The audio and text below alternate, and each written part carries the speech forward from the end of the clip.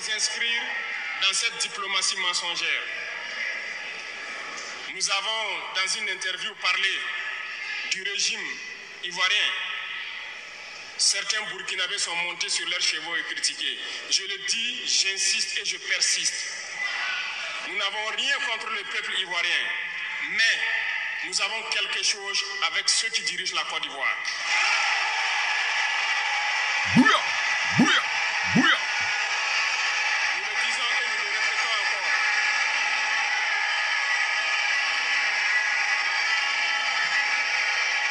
Laissez-moi vous dire quelque chose.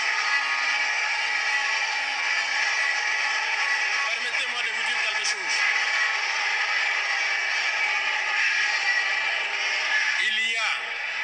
Il y a bel et bien à Abidjan un centre des opérations pour déstabiliser notre pays.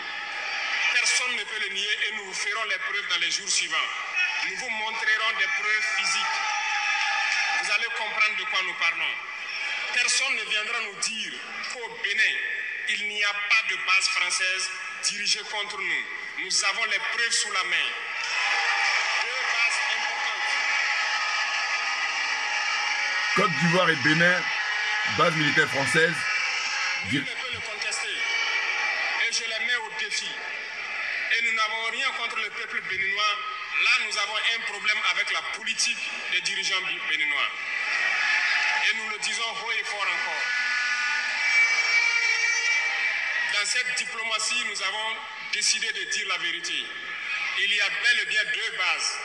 Une vers Kandi et l'autre en allant vers Porga ou je ne sais pas quelle localité. Des pistes ont été réaménagées à plus de 3000 mètres de long. Des avions atterrissent. Les gens équipent et forment les terroristes là-bas. Nous avons des enregistrements audio d'agents français au Bénin là-bas qui se jouent le centre des opérations des terroristes. Ils montent les opérations avec eux. Ils les aident à se soigner. Ils font tout ce qu'il y a là-bas. Nous avons tous les détails sur eux. Et vous ne voulez pas qu'on le dise à notre peuple? On va le dire. Bouya. Si vous ne voulez pas, s'ils ne le veulent pas, qu'ils arrêtent de se comporter ainsi. C'est simple. Nous n'avons forcé personne à prendre son indépendance. Si vous décidez de rester dans votre situation, mais ne prenez pas vos pays pour en faire des bases arrêts parce que ce sont vos populations qui vont en souffrir après. Et ce n'est pas une bonne politique. Nous le disons par expérience, et je le répète toujours, le Burkina a été une base arrière pour déstabiliser certains pays. Et ce n'est pas bien. Le Burkina a été une base arrière à un moment donné pour les terroristes ici. Voilà le prix que nous payons. Donc, pour prévenir les peuples de ces pays dont je parle, doivent parler à leurs dirigeants et qu'ils arrêtent cette politique parce que ça ne les arrange pas du tout.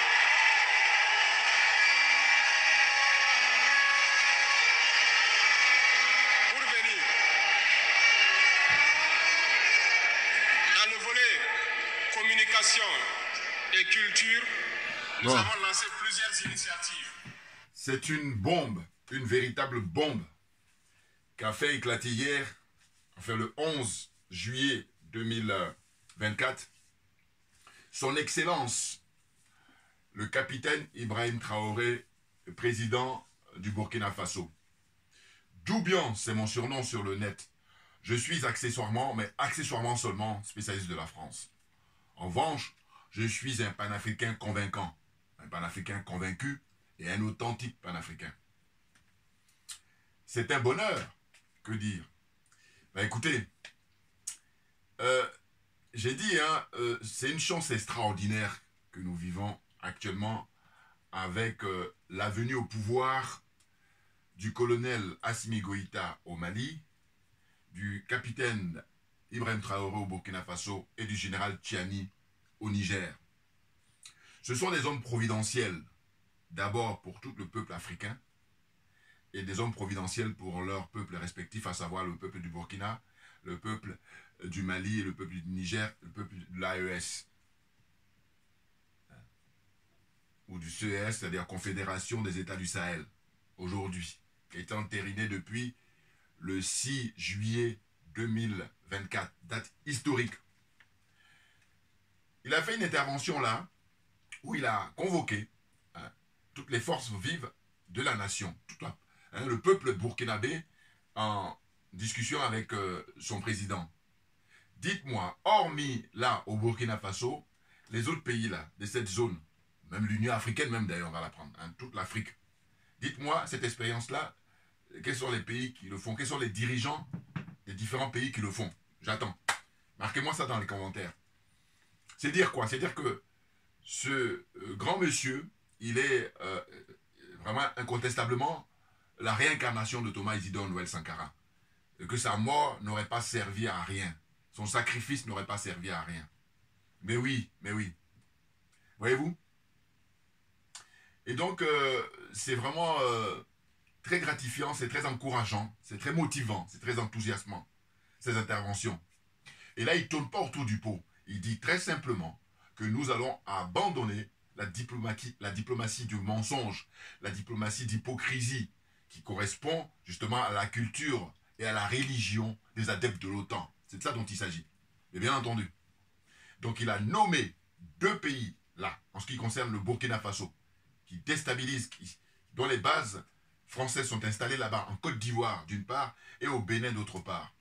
Et il a expliqué qu'il allait montrer les preuves dans les jours qui viennent. Donc nous sommes impatients.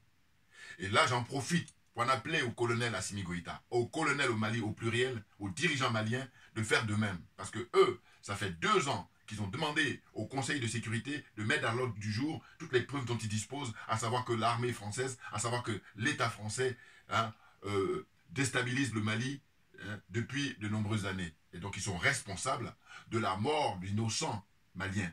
C'est de ça dont il s'agit. Donc, il y a un frère là qui est intervenu, j'ai regardé sur For You Media, qui a très bien parlé en expliquant que l'heure est venue que justement les dirigeants de l'AES et le Mali là, en l'occurrence, convoquent tous les diplomates qui sont là-bas dans les pays de l'AES, que ce soit en radiodiffusion, mondiovision. Si vous regardez mes vidéos anciennes, je ne cesse de le dire. Je dis, mais moi, ma religion, c'est la vérité et la justice. Donc, avec le capitaine Ibrahim Traoré, ben, on a ça en commun. Ben oui, et comme on dit souvent, qui se ressemble, s'assemble. C'est qu'en fait, lui, visiblement, il ne le dit pas comme moi je le dis souvent, mais sa religion, c'est la vérité et la justice, puisqu'il dit qu'il a rompu avec cette diplomatie d'hypocrisie, cette diplomatie de mensonge. Il faut dire la vérité au peuple, parce que en fait, c'est le peuple qui est souverain. Le pouvoir que vous avez, vous le devez au peuple. Donc si vous avez du respect pour le peuple, vous dites tout au peuple. Toute la vérité, rien que la vérité. Mais si vous méprisez le peuple, vous ne dites rien au peuple, vous passez votre temps à mentir au peuple. Donc l'exercice, je vous dis qu'il a fait, mais c'est du Sankara pur jus. Parce que justement, Sankara, je vous dis, je vous encourage à regarder un documentaire qui est fait par un Suisse qui s'appelle Capitaine Thomas Isidore Noël Sankara, qui dure 3 heures environ. Et bien là, il y a une scène, enfin il y a plusieurs scènes, mais il y a une scène encore très forte où il y a le président, il y avait le président François Mitterrand et le capitaine Thomas Sankara, et il était question de la démocratie, l'expression de la démocratie, l'expression du vote. Et donc, le capitaine Thomas Sankara a interpellé à l'époque le président français, François Mitterrand, excusez-moi, et il lui a dit, mais comment ça se passe les élections chez vous là-bas? C'est de la mascarade, c'est n'importe quoi. Et il dit, nous, chez nous ici, à l'époque, on était dans les années 80, si on veut organiser les élections, eh bien, les candidats se mettent sur un podium, et puis maintenant, à tour de rôle, quand il vient, on lève la main. Alors, évidemment, quand on dit ça, on ne peut pas le faire pour, comment on appelle ça, une population beaucoup plus importante, mais il faut comprendre le système, il faut comprendre l'honnêteté, voilà.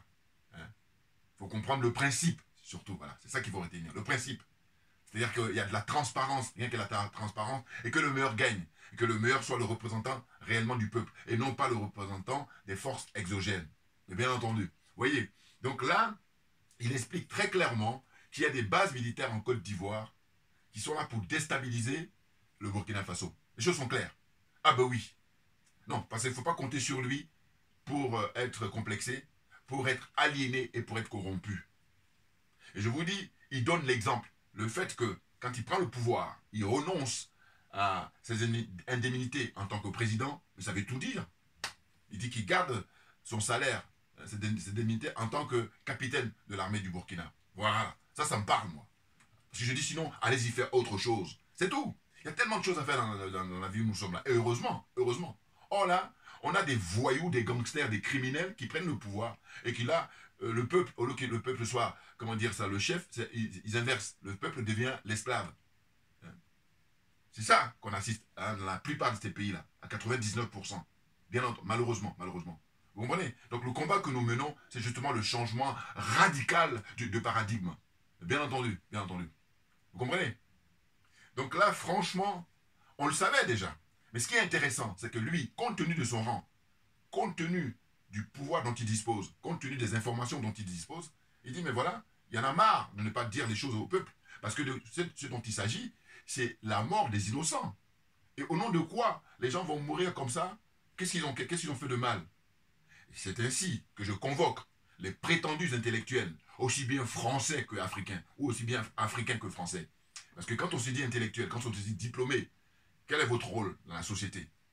Quand on dit on vit en société, eh bien on a des comptes à rendre. Et quel est votre rôle principal? Est-ce que c'est d'éveiller les consciences? Ou alors est-ce que c'est pour sombrer dans l'obscurantisme? Bien entendu, c'est de ça dont il s'agit. Donc les prétendus intellectuels africains et français, je les convoque. Oui, parce qu'on a toutes ces informations-là. Et vous en faites quoi? Qu'est-ce que vous en faites? Et là, je m'adresse à ceux qui sont des escrocs, hein, parce que sinon, évidemment, et heureusement, il y a des diplômés et intellectuels africains qui font le nécessaire pour que justement, on puisse sortir justement de l'anachronisme dans lequel on vit. C'est anachronique. Nous sommes au XXIe siècle. La population mondiale, hein, la richesse mondiale n'a jamais été aussi importante. Et paradoxalement, on voit qu'il y a des gens, une ultra-minorité qui s'approprie ça et qui nargue le reste dans les différents pays. Vous voyez? Ça n'a pas de sens. Donc l'heure est venue que les dignes fils, les patriotes, ceux qui sont des êtres humains, des vrais, hein, pas ceux qui ont l'apparence d'êtres humains, ceux qui ont l'apparence, on doit les juger en mondiovision. Très clairement, il faut que ça serve d'exemple. Et c'est important, parce que eux, justement, quand ils assassinent les dirigeants africains, notamment Patrice Lumumba, notamment Modibo Keïta, notamment Ahmed Sékou Touré, alors là, je vais vous dire, parce qu'il y a des assassinats directs et puis il y a des assassinats indirects. C'est pour ça que je cite tout ce monde-là. Et comprennent qui veut, comprennent qui peut. Bon. Ils assassinent Noël Isidore Sankara, Thomas Sankara. Ils assassinent Sylvianus Olympio. Eh bien, c'est pour faire des exemples. Très clairement. Et ça, c'était quoi? Mais c'était au XXe siècle. Maintenant, nous sommes au XXIe siècle. Et donc, ce dont il s'agit, c'est de jouer le match retour.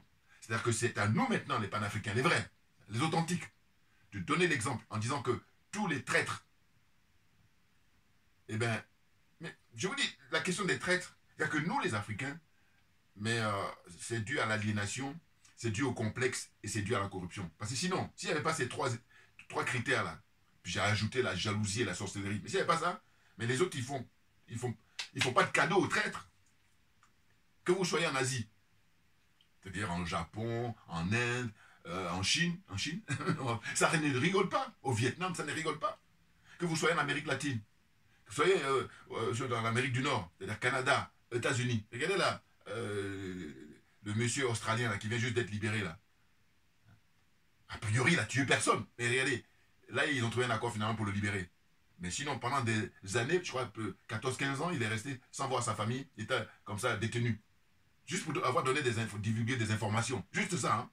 Alors vous imaginez eux, pourtant, qui ont du sang sur les mains, ils sont tranquilles, à vaquer à leurs occupations. Et puis là, on a qui ne dit rien qu'on sent. Il est hors de question. Donc je dis, l'heure est venue que nous, les panafricains, les vrais, les authentiques, hein, pas les pseudos là, pas les tocs là, ils vont se reconnaître. De montrer justement que les traîtres doivent être punis. Et nous, comme on est des êtres humains, eh bien, on ne va pas verser du sang. Oui, oui, oui. Nous, c'est un but pédagogique pour l'humanité, justement. Donc, ce dont il est question, c'est de faire preuve de transparence. La vérité, rien que la vérité, elle doit triompher. Clairement.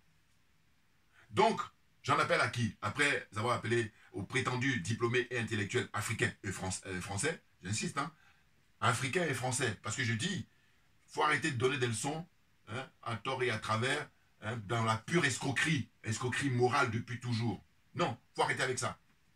Parce qu'on a l'heure d'Internet, on a l'heure des réseaux sociaux. Par conséquent, l'information on ne peut plus démocratique. Ça n'a pas toujours été le cas. C'est pour ça que je dis toujours que je remercie, hein, le frère du Nigeria, hein, qui a fait partie de ceux qui ont conçu Internet. Bien entendu, bien entendu. Voyez-vous? Donc là, j'en appelle maintenant aux hommes et aux femmes politiques de ces différents pays. Et oui, qui sont soi-disant des opposants au régime en place, les opposants au Cameroun, les opposants de Paul Biya au Cameroun, les opposants de Sassou Nguesso, hein, l'autre vieux franc-maçon, Congo-Brazzaville, les opposants, que font-ils? Les opposants à Patrice Talon, les opposants à Alassane Draman Ouattara en Côte d'Ivoire. Voyez-vous, hein, tous ceux qui se prétendent être des opposants, là, les hommes et les femmes politiques, qu'est-ce que vous faites avec les informations? Ce que viennent de sortir comme bombe là, le capitaine, son excellence Ibrahim Traoré du Burkina Faso. Voilà. C'est fini l'époque où, effectivement, je vous disais que l'information n'était pas démocratique, puis c'était réservé à des gens, hein, un comité restreint, des gens avertis, des professionnels. Non, là, tout le monde maintenant, à volonté, on a les informations. C'est extraordinaire ce que nous vivons. Maintenant, quand on a les informations, qu'est-ce qu'on en fait? Oui, parce qu'il ne suffit pas de les avoir. Il faut les traiter. Et les traiter, c'est de dire, bon, qu'est-ce qu'on veut? On dit, on vit en société, il faudrait que chacun y trouve son compte. Il faudrait que tout le monde soit servi, et c'est possible. Il faut juste un changement de paradigme, parce que ceux qui étaient là depuis fort longtemps, leur paradigme, c'était l'individualisme, qui était mis en avant. Puis les aliénés, les complexés africains, là, ils sont là complètement bornés là-dessus. Et nous sommes là pour les éveiller, justement. Donc tu la fermes, mais tu la fermes définitivement, parce que je n'ai pas le temps, en fait. C'est une question de temps. Je n'ai pas le temps, donc tu ferme-la définitivement. Et je dis, moi, je ne suis pas professeur, je suis instituteur. C'est l'image, c'est un thème d'image, hein, quand je dis ça. C'est que vous allez bien voir que quand vous êtes à l'école primaire, vous la ramenez moins. Mais bien entendu. Donc on est dans cette configuration-là, dans le domaine qui nous intéresse. Voilà.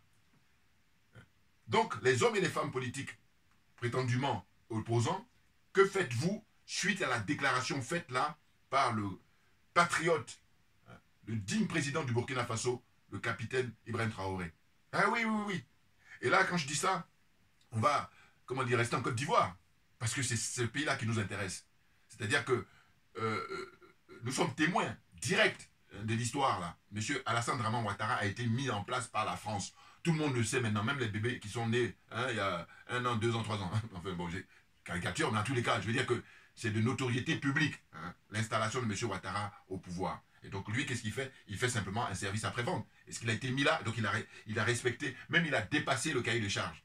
Voilà. Quand on coupe la tête d'un jeune Kofi, on joue au ballon avec ça, et la personne qui est responsable de ça, tranquille, ils sont là, ils sont plusieurs, hein, ils sont tranquilles.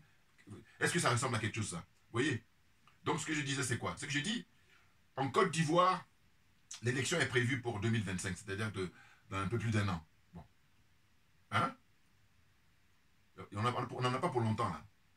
Mais, ce que je constate, c'est que je dis souvent que toute la classe politique, de manière générale, sont tous France-africains. Oui, oui, oui, oui. Pas à 100%, mais hein, à un taux très élevé. Je vais jusqu'à même à dire 98%. Oui, oui, oui. Et tous. Parce que je dis, il n'est pas question de nous dire qu'on veut le départ de M. Ouattara, et puis nous qui allons venir, nous allons être gentils. Non, non, non, c'est pas de ça dont il s'agit.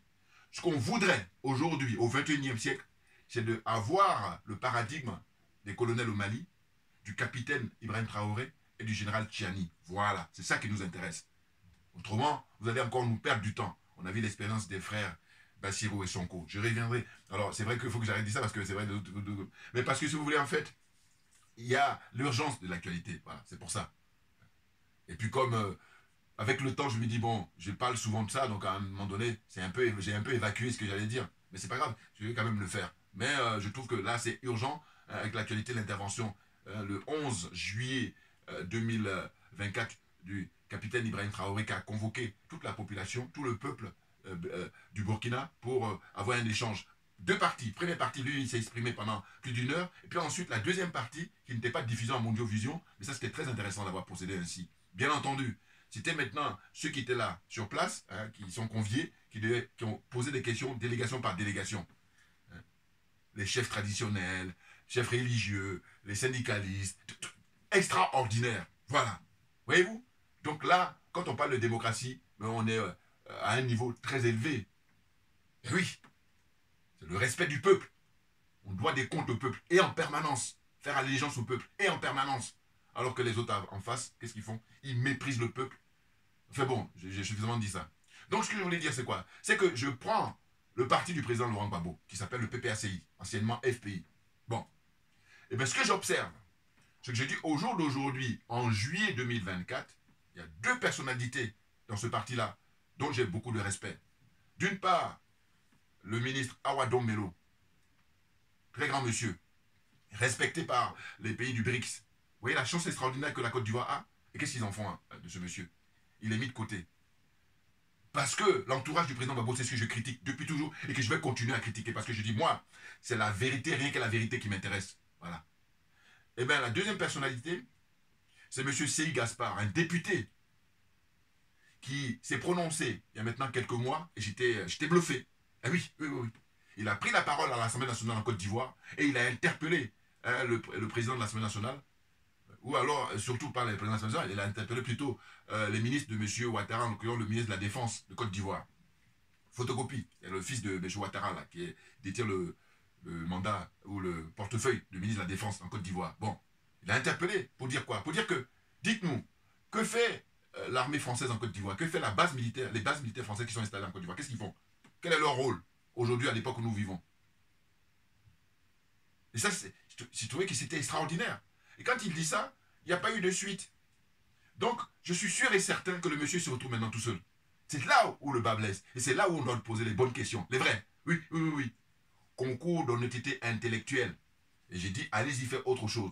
Si vous ne voulez pas aller faire autre chose, vous vous asseyez, vous prenez les notes. Et vous la fermez, parce qu'on n'a pas le temps. Voilà. Et parce que c'est une question de domaine. C'est clair. C'est une question de domaine. Moi, je ne me contente pas de montrer les images. Non, j'analyse. Je donne mon point de vue. Ouais, ouais, ouais. C'est pour ça que je parle de concours d'honnêteté intellectuelle. Donc, je disais que deux personnalités, Awadom Melo d'une part, et d'autre part, lui, je peux l'appeler, justement, l'honorable. Voilà. L'honorable Seyi Gaspard.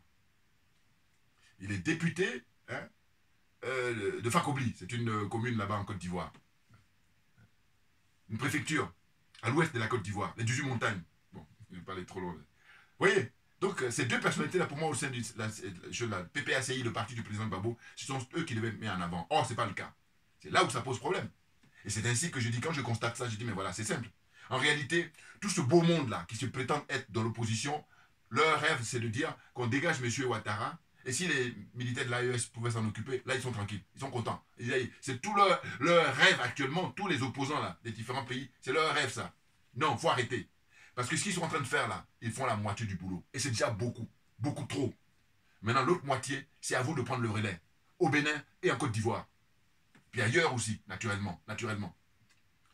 Voyez-vous? Donc j'ai dit, qu'est-ce qu'on constate? L'entourage du président Gbagbo, la plupart sont des francs-maçons. Et c'est la raison pour laquelle ils sont dans une situation comme ça, finalement, de ne pas rompre le lien avec la France. Or, ce que je dis, compte tenu du fait qu'on a suffisamment de preuves aujourd'hui, mais il est question, dans son intervention, le capitaine Ibrahim Traoré, son excellence, voilà, lui il mérite ce titre-là. Oui, oui, parce que c'est galvaudé. On dit à des gens honorables alors que dès qu'ils avaient un mandat de député, mais tu as fait quoi parce que tu es élu? Non. Moi, si c'est moi, non. On donne au honorable quand tu le mérites. Il faut le mériter, honorable, pour les députés. Maintenant, en ce qui concerne les présidents, pour dire excellence, mais il faut le mériter. Donc, lui, il mérite. D'ailleurs, tous les trois présidents de l'AES, voilà. Parce que leur avènement au pouvoir, voilà, ils méritent le titre d'excellence. Donc, son excellence, le capitaine Ibrahim Traoré, justement, il est clair dans ses propos. Et ce qui m'a plu, c'est qu'il a abordé tous les points qui concernent la politique de son pays. La vie politique, la vie sociale, la vie économique de son pays. La vie militaire, sécuritaire, tout a été abordé. Voilà. Et vous allez remarquer, je crois qu'à partir de la 50e minute de son intervention, à partir de la 50, je ne me trompe pas exactement, mais j'ai beaucoup apprécié parce qu'il a été très élégant. En réalité, les plus perspicaces, les plus, comment on appelle ça, avertis, ils ont compris. Il dit, vous allez être surpris. Il n'a pas dit le nom, mais on a compris. Il faut lire entre les lignes là, en l'occurrence. Le franc CFA va arriver là, très bientôt, on n'en a pas pour longtemps. Oui, il n'a pas voulu prononcer. Parce qu'il dit, ils sont au boulot. Ceux dont on a confié, Donc c'est le travail. Voilà. Hein. Chacun a son domaine. Voilà. Donc c'est le domaine, ils sont en train de bosser là-dessus sérieusement. Et là, ça va nous surprendre quand ils vont annoncer officiellement la fin du franc CFA dans la zone de l'AES et la création de la monnaie à eux, de ces trois pays-là. Oui, oui, oui, oui. Hier, hein, il a dit là, sans prononcer CFA. Parce que justement, j'imagine que quand ils sont en concertation, quand ils sont en discussion, quand ils sont en réunion, ils ont décidé justement, compte tenu de l'expérience. Et puis d'ailleurs, le colonel Assimi Goïta a signalé récemment, le mois dernier, que la France avait envoyé des monnaies, hein, des monnaies CFA hein, en grande quantité pour déstabiliser l'économie locale. Or, ça, c'est pas nouveau. Ils avaient déjà fait ça à l'époque avec le président Ahmed Sékou Touré. Rappelez-vous. Voyez-vous? Donc là, j'ai dit, moi j'ai rigolé. Bouya. J'ai dit, mais non, il ne dit pas que c'est le CFA, mais c'est volontaire. Oui, c'est pour ça que je parle d'élégance. Il dit, vous allez être surpris. Dès qu'il dit que vous allez être surpris, il parle du CFA. Hein? Ouais. C'est clair. C'est même prêt. Hein? Voilà, il y a juste la date pour pouvoir maintenant officialiser. Et ça va arriver. On est très convaincus. On est très optimistes. Ah ben oui. Et quand le franc CFA va arriver, je vous dis, là, on va assister en direct. On va être des témoins, on va être des privilégiés hein, de la mort de la France-Afrique. Là, on est dans, comment dire ça, la chronique, oui, de cette mort-là. On est dedans. Ah ouais. De toute façon, depuis l'avènement au pouvoir du colonel Assimi Goïta au Mali, du capitaine Ibrahim Traoré au Burkina Faso et du général Tchani, mais avec leur patriotisme, leur intégrité morale, avec leur confiance, leur courage, j'ai dit, mais eux, ce sont eux qui vont enterrer la France-Afrique et ils ont bien fait. Ils sont en train de travailler sérieusement avec différents collaborateurs, notamment les ministres des Affaires étrangères, notamment les ministres de la Défense, Sadio Camara, là-bas au Mali. Hein. Toujours avec le look d'étudiant. J'adore. Bon. Fais ma parenthèse. C'est pour dire quoi? C'est pour dire qu'en fait, soyons sérieux. Je vous dis, tant qu'il n'y a pas mort d'homme, on peut négocier. Mais dès qu'il y a mort d'homme, selon moi, dans ma philosophie, dans mon paradigme, terminus, tout le monde descend. Parce que je dis, rien ne peut justifier la mort d'autrui. Rien. Voilà. Parce que j'estime que, j'ai dit, hein, pour moi, ça c'est toujours mon opinion personnelle, c'est un miracle de venir sur Terre. C'est un miracle. Tout comme la disparition, c'est-à-dire... Mais attention, quand il s'agit de mort artificielle, c'est pas un miracle. Hein? Non. Quand je parle de miracle, je parle de la mort naturelle. Voilà, là c'est un miracle. C'est mon point de vue là encore personnel. Hein. Naissance et décès. Naissance naturelle, décès naturel. Voilà. C'est des choses qui nous dépassent tous. Mais il y en a d'autres là, hein, dont je ne dirai pas le nom, lisez toujours entre les lignes. Eux, ils se prétendent être les dieux, ou ils se prétendent être Dieu. Parce que eux, justement, comme dit le capitaine Ibrahim Traoré, ils n'ont pas de religion. Ils sont sans état d'âme. Et moi, j'ai dit leur religion à eux, c'est l'argent. Voilà. Et je vous dis les valeurs, leur paradigme. L'argent, premier. Deuxième, diviser pour régner. Bon, là, à ce sens-là, ils ne sont pas originaux, parce que bon, ça, c'est quelque chose de naturel. Donc, ça ne leur appartient pas. Par contre, ce qui leur appartient, c'est le fait d'ériger l'argent en Dieu. Voilà. Moteur. C'est leur moteur. Troisième point, c'est que manipuler les gens. Voilà, manipuler. Bon, on me dit, manipuler, ça va ensemble avec diviser. Bon, qu'est-ce qu'il y a encore? Humilier les gens. Voilà, ça, c'est propre à eux, ça, par contre. Humilier les gens. Ouais. Je vous dis, j'ai capté comme ça chez eux 4 à 5 points importants qui les ressemblent, qui les caractérisent, mais à mort. Il faut qu'on soit d'accord là-dessus. Et là, je parle en tant que spécialiste accessoirement, mais accessoirement seulement de la France. Je suis accessoirement spécialiste de la France. Et je dis la nuance, parce que la langue française est très riche. Donc, si je ne mets pas accessoirement, c'est pas pareil. Le fait de le mettre, et ceux qui comprennent qui veut, comprennent qui peut. Voilà, on va avancer là. J'ai pris quelques notes pour ne pas oublier, rapidement. Bon, au fond, c'est quoi? C'est que j'ai noté, en disant que, voilà, comme je disais tout à l'heure, je convoque tous les prétendus diplômés. Bon, là, j'ai déjà dit. Donc, la déstabilisation des pays de l'AES. Mais ils font ça constamment. Ils n'arrêtent pas. Mais là, ce qui est intéressant, c'est que je dis que lui, en tant que président, qui est en poste, qui a toutes les informations, hein, avec le concours et l'aide d'un homme providentiel, j'ai nommé le président Vladimir Poutine. Cet homme est un homme providentiel d'abord pour son peuple, le peuple russe, et c'est un homme providentiel pour tous les pays africains qui veulent sortir de l'impérialisme, du colonialisme et de la France-Afrique. Et l'intervention là, une bombe là, historique du 11 juillet 2024 du capitaine son excellence Ibrahim Traoré, c'est que j'ai dit, là, il montre bien que les dirigeants des pays de l'AES ont pris l'Occident, les adeptes de l'OTAN, la main dans le sac. Premier point. Mais dans son intervention d'hier, au-delà de les avoir pris la main dans le sac, mais il les a mis à nu, il les a mis à poil. Ils sont à poil. Maintenant, là, ce dont il s'agit, hein, c'est de nous montrer maintenant les preuves et le faire à Mondiovision. Oui, il ne faut pas se gêner. Non, parce qu'ils ont tué trop d'Africains. Et si on veut que ça s'arrête, hein, ben, il faut montrer les preuves, justement. C'est le fait de ne pas montrer, mais qui les conforte. Or, c'est indirectement leur donner raison, ou c'est indirectement les aider. Oui, parce qu'eux, ils sont fâchés avec la vérité. Attention, hein, eux, c'est opposé. Eux, leur religion, c'est le mensonge. Donc le mensonge, vous êtes d'accord avec moi que ça s'oppose à la vérité. Voilà. Nous, nous sommes dans la Mahat. L'esprit de la Mahat, c'est la vérité avec la vérité. Donc la vérité, la solidarité, la justice. Voilà. Et ça, c'est au bénéfice de tout le monde. Et comme je dis à ma manière, dans ma réflexion personnelle, je dis que la vérité, elle est au service du plus grand nombre, pour ne même pas dire de tout le monde, la vérité. Voilà. Alors que le mensonge, il est au service d'un groupuscule de personnes. Hein. Il ne représente rien du tout, hein, quand on prend pays par pays. Ou même société par société. Dites tout ce que vous voulez, mais hein, voilà. C'est clair là, tout ce que je dis. Clair et net. Voilà. Donc, déstabilisation de ces pays-là, mais les gens qui prennent le micro là, à la radio, à la télévision, dans la Côte d'Ivoire et tout ça, là, qui sont les partisans de M. Ouattara, ils font comme si on n'était pas sur la même planète. Et ces gens-là, je dis, voilà.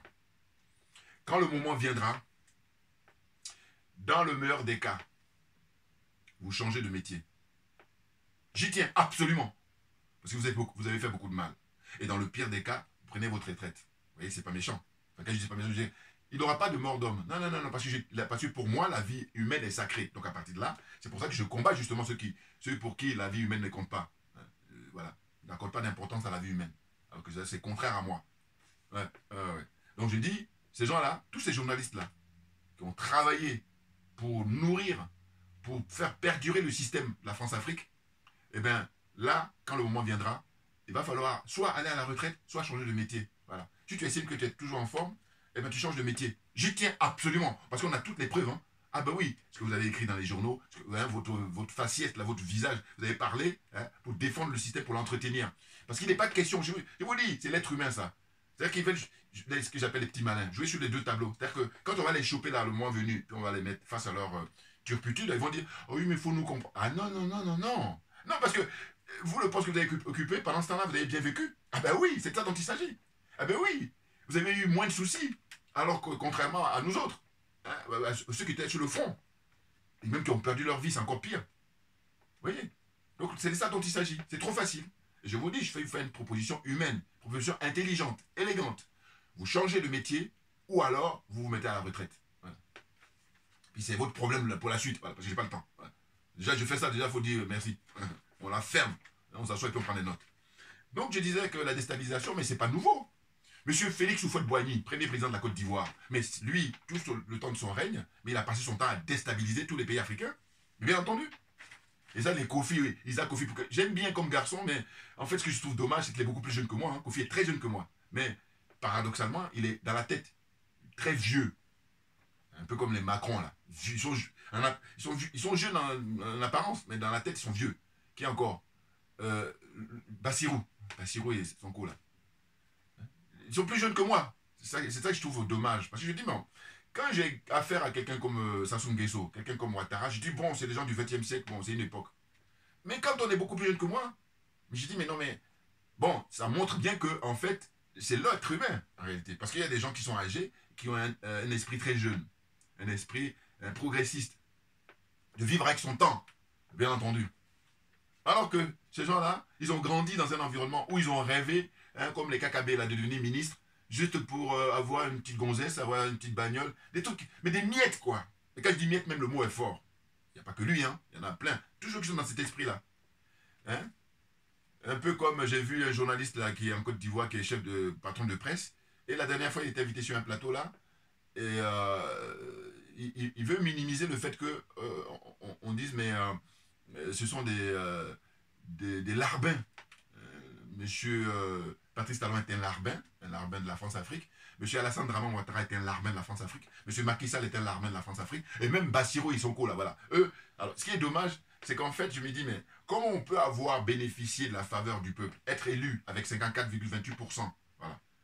Mais là, où je l'ai pas, je dis, je demande à ce que les frères et sœurs qui ont l'occasion de faire des vidéos aient le même langage que moi, au sens de dire, il faut leur demander à Bassirou et Sonko d'organiser il y a un référendum pour demander au peuple sénégalais, est-ce qu'ils veulent rester dans la AES, enfin, est-ce qu'ils veulent rester à la CEDEAO plutôt, est-ce qu'ils veulent rester à la CEDEAO, ou est-ce qu'ils veulent rejoindre, hein, est-ce que le peuple sénégalais veut rejoindre les pays de l'AES. S'ils organisent ça, là on est au mois de juillet, à la rentrée en septembre, parce qu'en septembre, par exemple, ils auront à dissoudre l'Assemblée nationale, par exemple. Eh bien, on va partir donc sur cette base-là, ils interrogent le peuple par référendum, mais le peuple va voter à 98%, hein. Oh, alors on va dire 90%, voilà. On va laisser 10%. Le peuple va voter à 90% pour rejoindre l'AES. Clairement. Aujourd'hui, là. Mais ils ne vont pas le faire. Et moi, qu'est-ce que je fais? Je mets jusqu'en 2028. Pourquoi? Parce que je dis, si tu leur dis, ils vont dire, mais on vient d'arriver. Ils vont trouver ce prétexte-là. Ils disent, bon, donc je vous laisse en 2028. Moi, me concernant, compte tenu du fait que je vous ai défendu quand vous étiez en prison, quand vous étiez à faire la grève de la faim, quand vous étiez dans le coma, c'est pour ça que je dis toujours, je dis, bon, il y a plein de frères et sœurs là. Il faut regarder maintenant les images d'archives pour voir quelle était leur position hein, quand ils étaient en prison et puis quand, comment dire ça, ils étaient en grève de la faim. Quelle était leur position? Et ce que j'ai bien aimé, c'est que le jeune frère camerounais qui est sur Vox Africa, malheureusement il s'est fait coopter par Alain Foucault là. Jules Donge, voilà, Jules Donge. Jules Donge, je l'ai écouté là il y a 3-4 jours et lui il a été honnête par rapport à ça. Il a été honnête, excusez-moi, hein, il a été honnête parce que, en fait, il a, comment dire, il a reconnu, excusez-moi, parce que on appelle là, ça m'énerve. Bon. Il a reconnu, voilà, que effectivement, quand Sonko et Bassirou étaient en prison, à un moment donné, ils n'y croyaient plus. Il a reconnu, et ça, j'aime ça. Mais oui, minimum d'honnêteté. Minimum d'honnêteté. C'est ainsi que je dis, mais reprenez tous ceux qui font des vidéos comme moi, reprenez les images sur les 12 derniers mois. Attendez, là, il va falloir que j'éteigne, excusez-moi. Excusez-moi. Hein? Il va falloir que, comment dire ça, bon, excusez-moi, ça c'est les aléas, voilà. Donc, hein, il va falloir vérifier, voilà, c'est ça que je voulais dire. Voilà. Il va falloir vérifier qu'est-ce qu'ils ont pu dire. Le constat qu'on va faire, c'est quoi? C'est que la plupart, eh bien, tantôt, ils étaient à donner des points à Bassirou et à Sonko. Hein? Donc, ils étaient comme ça. Ça monte, ça descend, ça monte, ça descend. Alors que moi, non. J'ai été constant. Et c'est ainsi que les trolls là qui m'envoient des messages en disant oui, mais comme tu nous as défendu maintenant, je dis mais écoutez, je le dis suffisamment, comme je dis ma religion c'est la vérité et la justice, je dis que voilà, je leur mets au défi hein, d'organiser un référendum. Ah oui, ça serait très intéressant. Mais s'ils organisent le référendum, je serais surpris. En revanche, s'ils ne l'organisent pas, je ne serais pas surpris. Cela dit, moi je leur donne jusqu'en 2028. Pourquoi? Parce que le terme de leur mandat, là, le mandat qu'ils ont actuellement, il va jusqu'en 2029. Donc c'est un an avant la fin de leur mandat là. Hein, s'ils n'ont pas organisé, pour moi c'est terminé. Voilà, on va pousser encore plus loin. Si leur mandat, le mandat là qu'ils ont jusqu'en 2029, ils n'organisent pas de référendum pour demander au peuple sénégalais, est-ce que vous voulez rejoindre l'AES, hein, les pays de l'AES, la Confédération des pays du Sahel, si vous voulez les rejoindre le Mali, rejoindre le Burkina, rejoindre le Niger, hein, ou alors rester à la CEDEAO, s'ils ne demandent pas au peuple, je dis bon, le divorce pour moi, il est définitif. Ouais, jusqu'à ce qu'il y ait des gens comme Guy Marius Sagna, hein, voilà, qui prennent le pouvoir là-bas. Comprennent qui veut, comprennent qui peut. Donc je disais que, en fait, l'histoire de déstabiliser les pays africains, mais c'est pas nouveau. Maintenant, il se trouve que M. Ouattara, lui, il a poussé le curseur, mais à un niveau sans précédent. Ben, bien entendu. Eh oui. Clairement. Donc là, Patrice Talon, il copie sur lui. On a toutes les preuves. Et je vous dis, il faut le protéger. Il faut les protéger, les dirigeants de l'AES, naturellement. Mais bon, Sankara n'avait pas la chance d'avoir Internet, d'avoir les réseaux sociaux. Mais là, maintenant, ça veut dire que voilà, les soutiens sont là. Hein. Un peu comme un frère là, qui a appelé sur Afrique Media et For You Media, là où il a dit, il faut que les dirigeants de l'AES achètent beaucoup d'armes. Voilà. Il ne faut pas faire d'économie là-dessus. Il faut acheter beaucoup d'armes. Parce qu'en fait, ce qu'il veut dire par là, c'est que là, on est en guerre depuis toujours. Maintenant, il vaut mieux tard que jamais. Puisque nous, maintenant, on prend conscience de ça. Quand je dis nous, là, les Africains.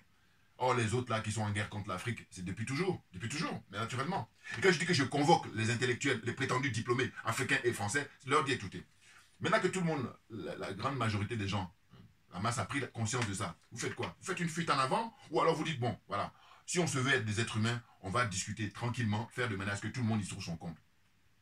Le respect mutuel est non négociable. Je répète, le respect mutuel est non négociable. Vous comprenez? Oh, c'est pas le cas. Ils sont perturbés, mais à un niveau, c'est pour ça que je dis, bon, alors, moi je suis gentil, hein. Allez, on va rentrer en psychiatrie, on va vous soigner. Ah oui. Oui, oui. Vous savez, bon, j'arrête. Oui. Donc, on poursuit. Je disais que les bases militaires, hein, les spécialistes nous expliquent qu'en fait, aujourd'hui, tout est fait pour encercler les pays de l'AES. Donc, qu'est-ce qu'on fait? On retrouve en fait les hostilités vis-à-vis du Burkina Faso. Il y a ceux qui travaillent en Côte d'Ivoire pour ça, ceux qui travaillent au Bénin pour ça. Et puis le Bénin, double casquette. Il y a aussi le Niger. Et donc le président du Niger, le général Tchani, il a même dit avant le capitaine Ibrahim Traoré que lui, il laisse fermer les frontières, enfin les barrières là-bas au niveau de la frontière, parce que il y a les bases militaires françaises qui sont là-bas pour déstabiliser son pays. Donc il est là en garant la sécurité de ses concitoyens. Il a agi comme un homme d'État. Voilà, ça c'est quelqu'un qui mérite qu'on dise son excellence. Vous comprenez? Voilà, ne pas dire les mots comme ça qui perdent leur sens. Donc, ce que je disais, c'est que les bases militaires, hein, actuellement, aussi bien françaises que américaines, ils sont là comme ça dans les différents pays. Donc, vous avez la Côte d'Ivoire, vous avez le Bénin, vous avez le Sénégal. Et c'est là que je dis, mais ils n'ont pas honte. Vous n'avez pas honte, Sonko et puis Bassirou. On a toutes les preuves, là. Vous faites quoi? Ça ne va pas durer, hein? Ah non. Non, parce que vous êtes dans le mensonge, là. Or, la vérité finit par triompher. La vérité, elle va prendre l'escalier, tranquillement, mais sûrement. Et puis là, vous avez pris l'ascenseur avec le mensonge que vous faites, là. Mais, comme l'erreur est humaine, dépêchez-vous à rectifier tout ça. Vous pouvez. Le peuple, il est là pour vous protéger. Il est là pour assurer votre défense. Mais à condition que vous dites la vérité, à condition que vous fassiez preuve de transparence vis-à-vis du peuple. Et non pas jouer les petits malins. C'est pour ça que je dis, ils ont beau avoir les costumes, cravates là, avec les trucs, tout diplôme, mais vous êtes aliénés. C'est une question de degré. Oui. Le fait que vous avez la confiance du peuple qui vous a donné plus de 54%, et puis vous ne soyez pas à l'aise, mais c'est parce que vous êtes complexé. Mais c'est clair pour moi. Vous êtes complexé. Donc, chez vous, il n'y a peut-être pas la corruption matérielle, mais il y a la corruption morale. Très forte. Corruption morale. Puis qu'est-ce qu'il y a encore? Aliénation. Complexe. Beaucoup. Le complexe, il est très élevé. Voilà. Si je dois y graduer, très complexé. N'importe quoi. Je vous dis ici, eux-mêmes n'écoutent pas mes vidéos, mais il y a des gens qui les connaissent, dans l'entourage qui écoutent mes vidéos. Parce que je vous dis, rappelez-vous, quand à l'époque, il était question, répétez toujours, c'est important de reprendre les images d'archives. On nous disait quoi? On nous disait que oui, Bassirou, il a été en Côte d'Ivoire, il a été en Mauritanie, il a été, où encore, différents pays là. Et puis, par contre, ils avaient annoncé que c'était comment il s'appelle? Ousmane Sonko qui devait aller rendre visite au pays de l'AES. J'ai dit non, vous n'allez pas nous la faire, ça.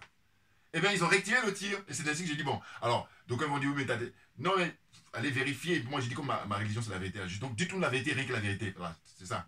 Et non pas, malgré que vous sachiez que, effectivement, je fais partie des... Je ne suis pas le seul, hein, mais je suis partie des rares qui avaient dénoncé ça, tout de suite. J'ai dit non. J'ai dit, comme tu as été en Côte d'Ivoire, eh bien, tu vas aller là-bas, comment dire ça, au Mali et au Burkina. Et jusqu'à présent, il est toujours pas allé au Niger. Mais je sais pourquoi. Oui, parce que le général Tchani, il ne rigole pas. Ils le savent. Même ils le savent mieux que moi. Mais là, la déclaration qu'a faite le capitaine Ibrahim Traoré hier, lors de sa rencontre avec le peuple, mais là, c'est fini. Vous qui allez jouer les émissaires, là, Togolais, il a du sang sur les mains, Faure Yacimbe. C'est pour ça que je dis, il ne faut pas le lâcher. Oui. Faut pas aucun cadeau. Faure Yacimbe doit partir. Voilà. Et puis Bassirou, là, qui vient d'arriver, mais il est en train de se rendre complice. Mais c'est malheureux. Enfin, vous poussez la naïveté à ce point-là. Voilà, c'est malheureux.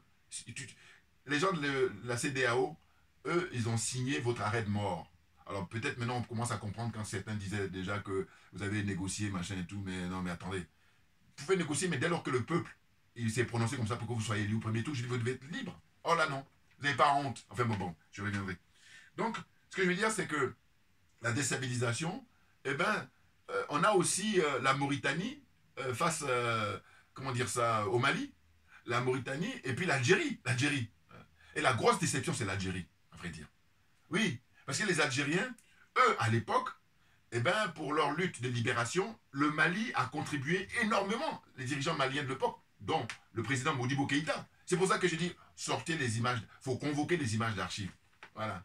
Puis on les sort, les met sur la table. Tu dis quoi? Donc fermez-la, tu t'assois, définitivement tu te la fermes. Hein, parce que tu es dans le mensonge, moi je suis dans la vérité. Voilà la différence, une différence majeure. On va confronter, tu sors la vérité historique.